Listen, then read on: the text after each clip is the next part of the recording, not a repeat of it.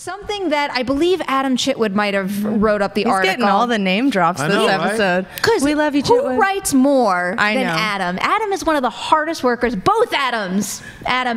We love they're our Adams great here workers. at But Collider. anyway, in Adam Chitwood's Collider.com article, he did note, and I don't know if this is reading too much into a press release or not, that the press release for this announcement didn't say in theaters. So he suggested that perhaps this is not going to come out in theaters at all and is going to be released on the Disney Plus streaming service. So how do you feel about that, Roka? Do you have a pick or a guess one way or the other? I liked it. I loved Adam picking this out. It made a lot of sense. I probably wouldn't have thought of it as I looked at it. So it was a great little twist when you're having a news release like this to kind of bring that out and see and may have it spark conversation. So yeah, this is certainly possible that it'll go on Disney Plus. Once again, what we were just talking about, a Netflix release. A lot of big names are doing movies on Netflix. So why can't Disney Plus follow suit as well? Having Maleficent on there, Angelina Jolie, Michelle Pfeiffer, all being part of this movie. And so you go, okay, well, sure, this is a great way to launch the service, get everybody signed up, get everybody jumping aboard. Great, why not? I have no problem with it if they went this route. Once again, this blurring of the lines, all this has to stop now. And this is a great way for Disney to kind of put their foothold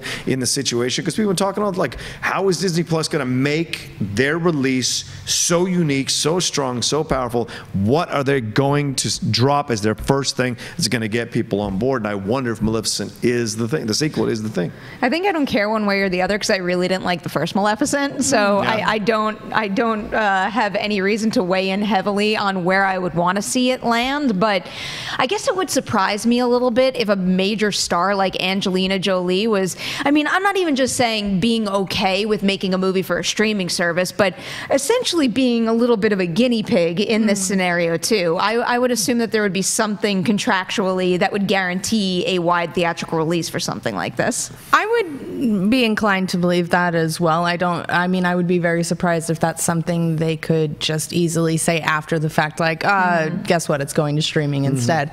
That being said, I do feel that Disney is making a very intentional effort to launch their Disney Plus as an A-list platform, you know, not as a second source for good things, as the place you go to immediately, you know, bringing on, they've said, a Loki TV show, you know, bringing in these MCU actors, a Star Wars TV show with massive Hollywood directors directing episodes. They're not messing around.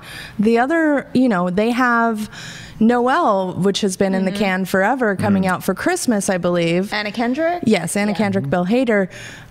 This I love coming out around Halloween time, especially with the Mistress of, what is it? Mistress of Evil tagline. I like that. And I could absolutely see it being a very smart holiday targeted play on streaming, which Netflix has become increasingly smart about in recent years, releasing a whole butt ton of Christmas movies in December, or Halloween programming with Chilling Adventures of Sabrina and Haunting of Hill House last year. We got what's the Santa one? Sexy Santa movie.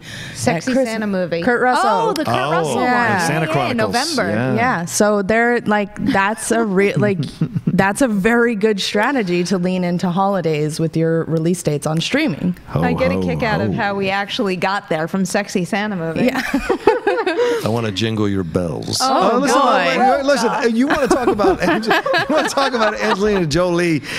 Look, I get you say she's a major star, but look, her films have not blown at the box office in quite some time, almost a decade since she's had a hit. So this isn't a negative thing necessarily for her to be the masthead of making this move.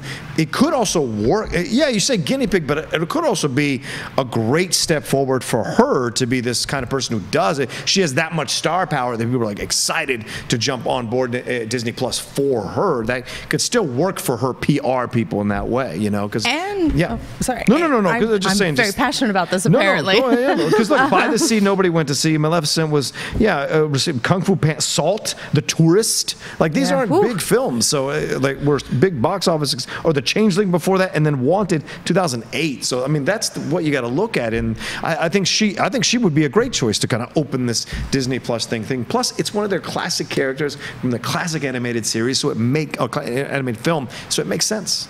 And she's, she was one of the earlier filmmakers to sort of do an awards push through Netflix with First They Killed My Father. So she's very open to the streaming, it would seem. I forgot about that. Yeah, I don't think she would necessarily be opposed to the streaming. It's more, I'm not sure if they could make that decision afterwards. Like you said, contracts. With a movie quite like that.